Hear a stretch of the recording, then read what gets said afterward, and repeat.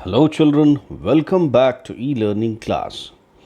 This is Shiven sir and we are going to study today the second chapter of your literature book, Vocation, a poem composed by Rabindranath Tagore. First of all, let's have a small introduction of the poet. Rabindranath Tagore was born on 7th May 1861 in Kolkata, West Bengal. He was one of the most famous literary figures of India. He was a poet, an author, a songwriter, a painter, and even a sculptor. In 1913, he was awarded with Nobel Prize for his collection of poems Gitanjali. Now let's study the poem Vocation. What is vocation? A vocation is an occupation to which a person is especially suited, trained, or qualified. Through this poem, Tagore describes a child's longing for the immense freedom he sees in the lives of the people around him. He gets attracted to their vocation and innocently wishes to be like them without being aware of their hardships and tough routine. When the gong sounds 10 in the morning and I walk to school by our lane, every day I meet the hawker crying, "Bangles, crystal bangles."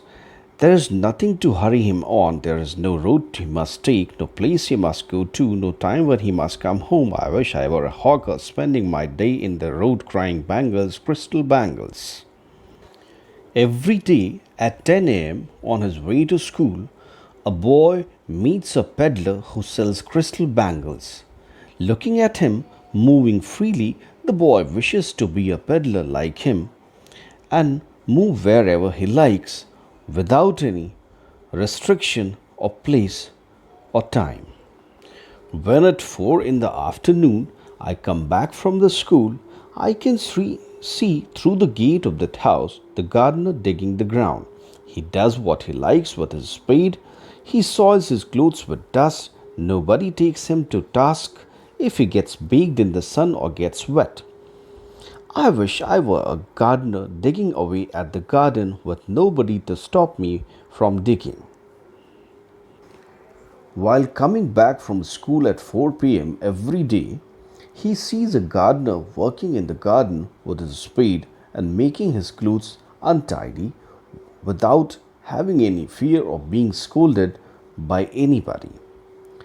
The boy also desires to be a gardener like him and keep on digging the ground as long as he likes. Just as it gets dark in the evening and my mother sends me to bed, I can see through my open window the watchman walking up and down. The lane is dark and lonely, and the street lamp stands like a giant with one red eye in its head. The watchman swings his lantern and walks with his shadow at his side and never once goes to bed in his life. I wish I were a watchman walking the street all night, chasing the shadows with my lantern. Every night when it is time to sleep, the boy sees a watchman through his window. He finds the watchman quite free from any requirement or order to sleep. Looking at the watchman, the boy also yearns to be a watchman like him and keep on walking on the road throughout the night. Well, children, that's all for the chapter, and I hope that you must have understood a lot. Read the poem by yourselves for a better understanding. Thank you.